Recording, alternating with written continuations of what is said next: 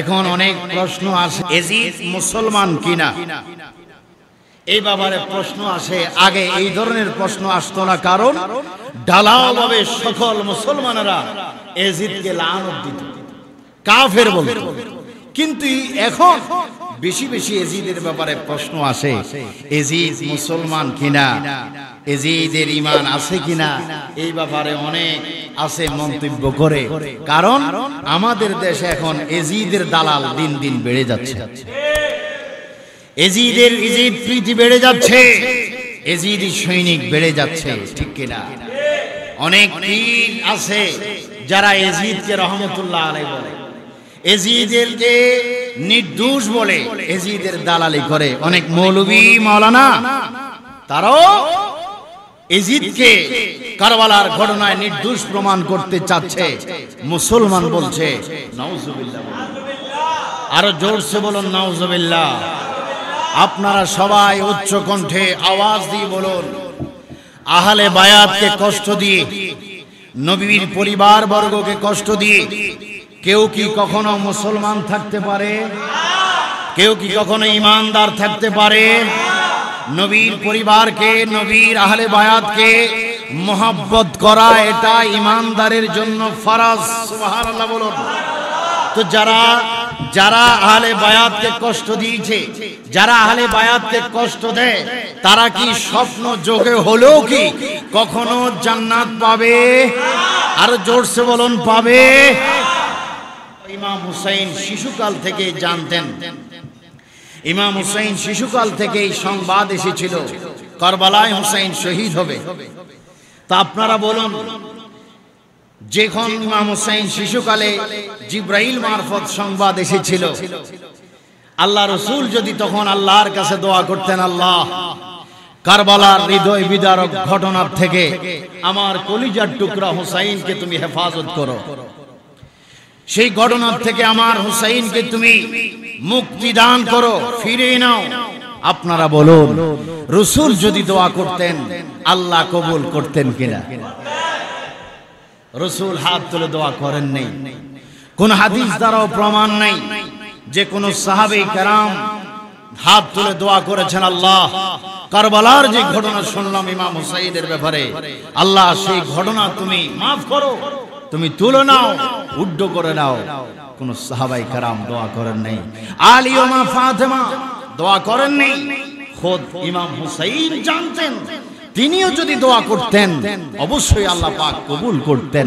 তিনিও দোয়া করেন নাই, কারণ শিশুকালে নানা জান গ্যারান্টি দিয়েছে, হুসাইন তুমি কারবালাতে শহীদ হবে, তোমার রক্তে কারবালার জমিন লাল হবে, আসমান জমিন লাল হবে। হুসাইন তুমি শুনে রাখো, তোমার রক্তের প্রতিটি ফোঁটার বিনিময়ে আমার গুনাহগার উম্মত দুজক থেকে পরিত্রাণ লাভ করবে। উচ্চ স্বরে বলুন সুবহানাল্লাহ, বলুন আল্লাহু আকবার, আর জোরসে বলুন আল্লাহু আকবার।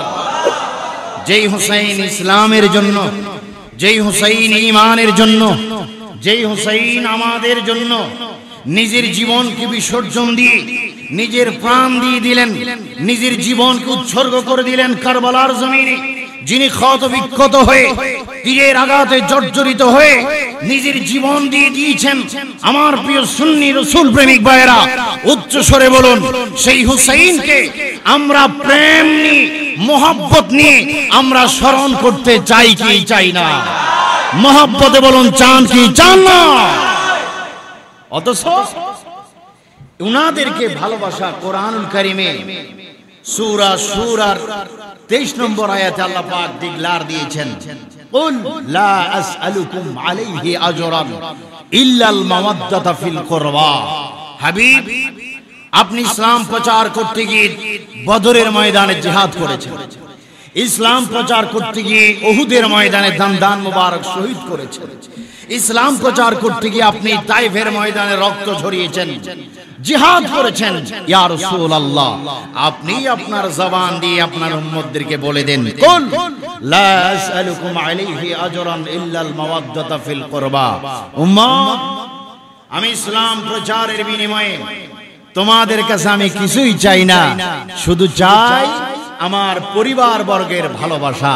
উচ্চ স্বরে বলুন না সুবহানাল্লাহ। আরেকটু জোরে উচ্চ স্বরে বলুন সুবহানাল্লাহ। এজন্য আল্লামা জালালউদ্দিন সুয়ুতী রাদিয়াল্লাহু তাআলা আনহু তাফসীরে দুররে মানসুরের ৬ষ্ঠ খণ্ডে ৭ম পৃষ্ঠার মধ্যে উল্লেখ করেন, আল্লামা ইমাম ইবনে হাজার মক্কি রাদিয়াল্লাহু তাআলা আনহু আস-সাওয়াইকে মুহরাকার মধ্যে উল্লেখ করেন, আল্লামা জুরকানি শরহে মাওয়াহিবুল লাদুনিয়ার মধ্যে উল্লেখ করেন, কুল লা আসআলুকুম আলাইহি আজরান ইল্লাল মাওয়াদ্দাতা ফিল কুরবা।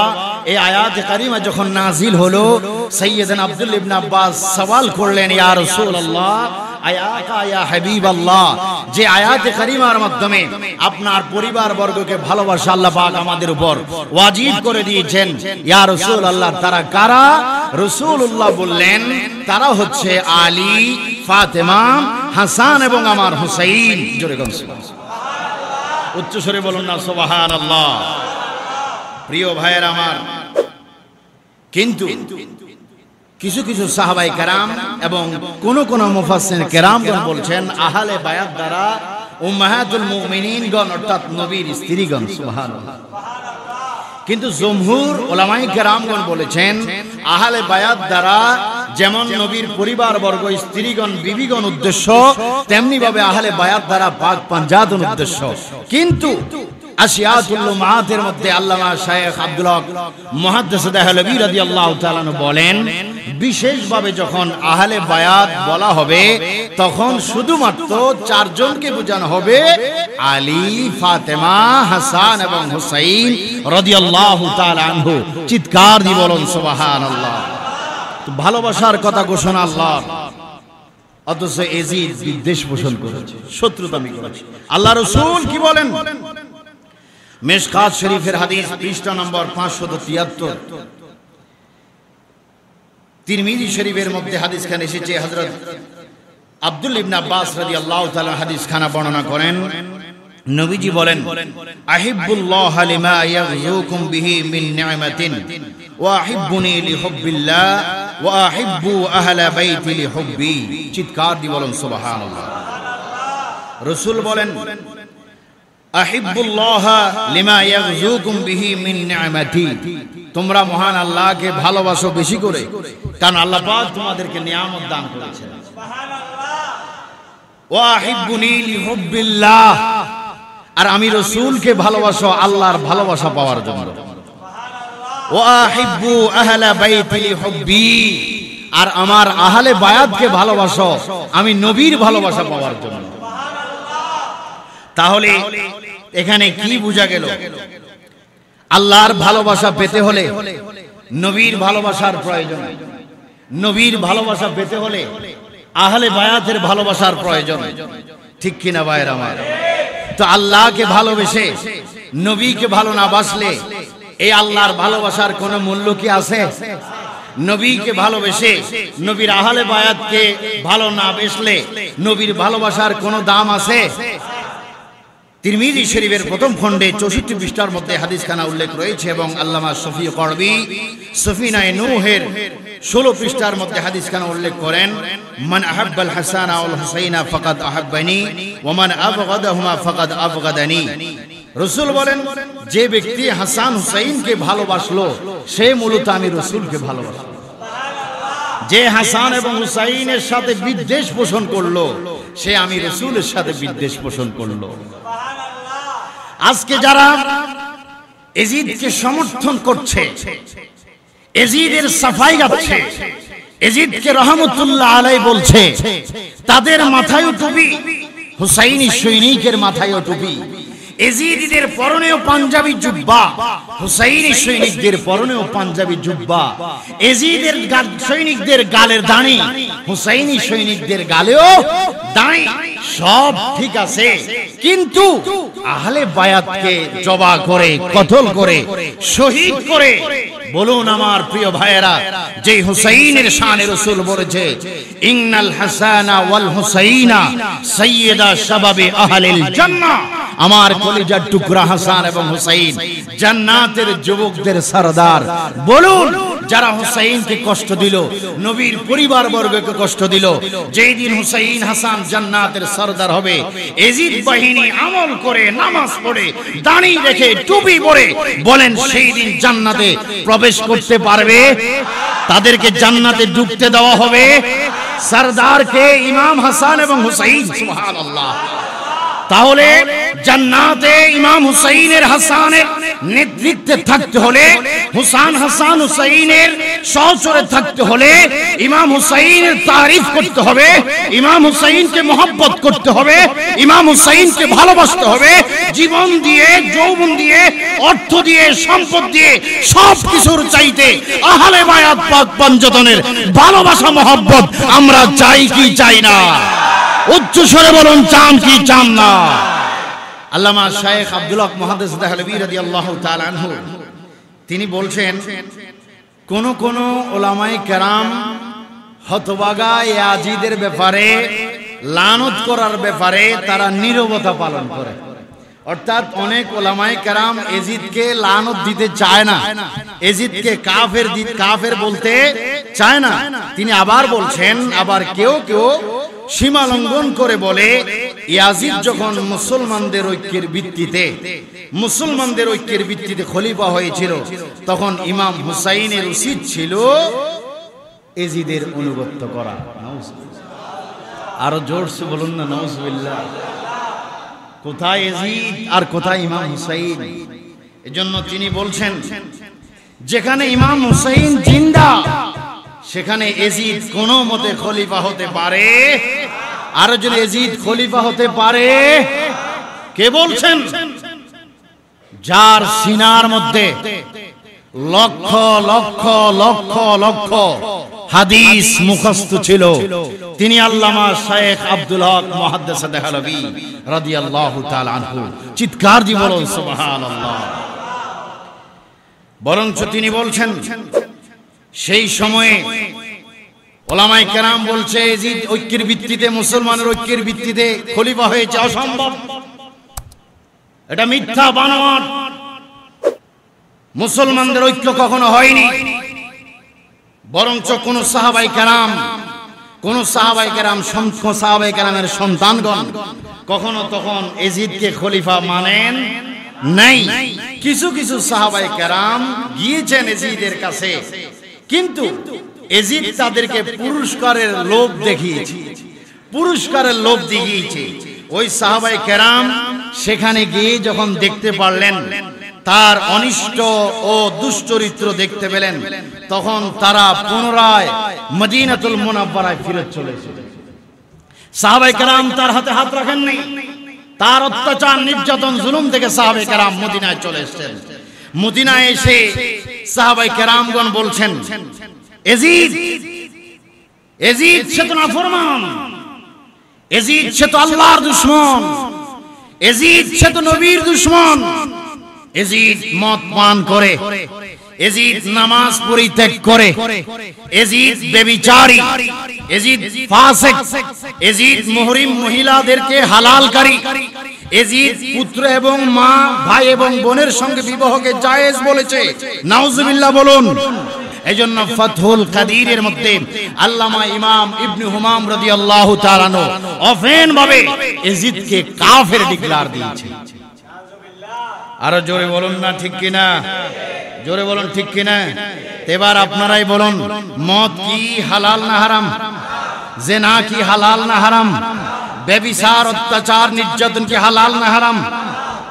তো এত কিছু যার ভিতরে, তার মধ্যে কি আর ঈমান থাকতে পারে? সবচেয়ে বড় কিছু হচ্ছে সে নবীর পরিবারকে ভালোবাসতো না। যদি ভালোবাসতো, ইমাম হুসাইন যখন ইরাকে আগমন করলেন, তার উচিত ছিল মসনদ ছেড়ে দিয়ে ইমাম হুসাইনকে খেলাফতের মসনদে বসিয়ে দেওয়া। ঠিক দেখেন এজিদ কি করল। যখন আস-সাওয়াইকে মুহরাকা আল্লামা ইমাম ইবনে হাজার মক্কি রাদিয়াল্লাহু তাআলা আনহু উল্লেখ করেন 118 পৃষ্ঠার মধ্যে, এবং আল বিদায়া ওয়ান নিহায়ার 8ম খণ্ডে 192 পৃষ্ঠার মধ্যে রয়েছে। যখন দামেস্কের মধ্যে এজিদের দরবারে ইমাম হুসাইন রাদিয়াল্লাহু তাআলা আনহুর শের মুবারক, কাটা শের মুবারক তার সামনে রাখা হলো। তার সামনে যখন রাখা হলো, যেই মাথা মুবারকের চতুর্দিকে আরো 18 জন আহলে বায়াতের মাথা ছিল। আল্লাহু আকবার। ইমাম হুসাইনের মাথা মুবারকের চতুর্দিকে আরো 18 জন আহলে বায়াতের মাথা মুবারক প্লেটের মধ্যে কাটা অবস্থায় ছিল। ইমাম হুসাইনের শের মুবারক থেকে শহীদ হওয়ার পর থেকে দাফন করা পর্যন্ত তার শরীর শের মুবারক থেকে শুধু রক্ত বাইর হয়েছে। আল্লাহু আকবার। আরো জোরে বলুন না আল্লাহু আকবার। যখন রাখা হলো ওই মুহূর্তে ইয়াজিদ আসলো। যখন রাখা হলো ওই মুহূর্তে ইয়াজিদের হাতে লম্বা একটা ছড়ি লাঠি ছিল। সে ইমাম হুসাইনের ঠোঁট মুবারকে এইভাবে আঘাত করতেছে, দাঁত মুবারকে এইভাবে টোকা দিচ্ছে। নাউজুবিল্লাহ। ইমাম হুসাইনের ঠোঁট মুবারকে, দাঁত মুবারকে এইভাবে আঘাত করছে, মাথা মুবারকে লাঠি দিয়ে উলট পালট করছে প্লেটের মধ্যে। এই অবস্থা দেখে একজন সাহাবী হযরত আবু বুরজা আসলামী রাদিয়াল্লাহু তাআলা আনহু বললেন, খামোশ দুষ্ট ইয়াজিদ, তুমি কি করছো? তুমি ইমাম হুসাইনের ঠোঁট উঠে তুমি আঘাত করছো? তুমি কি জানো? খোদার কসম কে বলছি, আমি স্বচক্ষে দেখেছি রাহমাতুল লিল আলামিন ইমাম হুসাইনের এই ঠোঁট মোবারকে লক্ষ লক্ষ চুমা দিয়েছে। চিৎকার দিয়ে বলুন সুবহানাল্লাহ।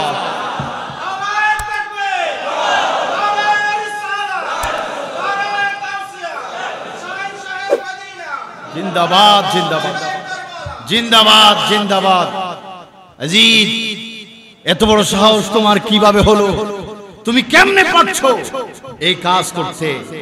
কেমনে পারছো তুমি এই কাজ করতে? তুমি নাকি আবার আযানে বলো আশহাদু আন্না মুহাম্মাদুর রাসূলুল্লাহ। তুমি ইয়াজিদ নাকি আবার পড়ো লা ইলাহা ইল্লাল্লাহু মুহাম্মাদুর রাসূলুল্লাহ। তোমার উপর লানত, তুমি ধ্বংস হও। এইভাবে লানত দিয়ে হযরতে আবু বুরজা আসলামী তিনি তার দরবার থেকে বাইর হয়ে গিয়েছে। চিৎকার দিয়ে বলুন আল্লাহু আকবার। এরপর দেখেন ক্ষান্ত হয়নি ইয়াজিদ। ইয়াজিদ কি বললেন?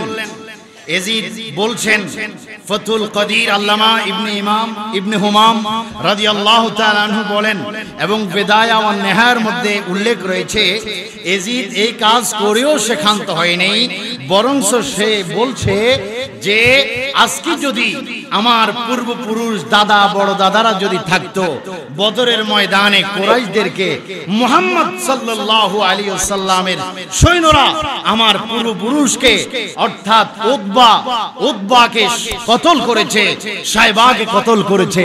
আজকে যদি আমাদের পূর্বপুরুষ উতবা সাইবা থাকতো, তাহলে তারা দেখতো আজকে আমি সেই বদরের ময়দানের প্রতিশোধ নিয়েছি। মুহাম্মদ রাসূলুল্লাহর কলিজার টুকরা হুসাইনকে আমি কতলের মাধ্যমে। নাউজুবিল্লাহ। আর জোরসে বলুন না নাউজুবিল্লাহ। এই কথা যে বলে, সে বলছে আজকে যদি আমার দাদারা থাকতো, তারা দেখতো সেই বদরের ময়দানের বদনা নিলাম এবং সেই বদরের ময়দানের ঋণ পরিশোধ করলাম হুসাইনকে কতল করে। তা আপনারা বলুন, তারপরেও কি ইয়াজিদকে কখন আমরা মুসলমান বলতে পারি, ইমানদার বলতে পারি? আমাদের মধ্যে আহলে বায়াতের প্রেম আছে কিনা? আরো জোরে বলেন, আছে কিনা? ছিল কিনা? থাকবে কিনা? মারহাবা বলো।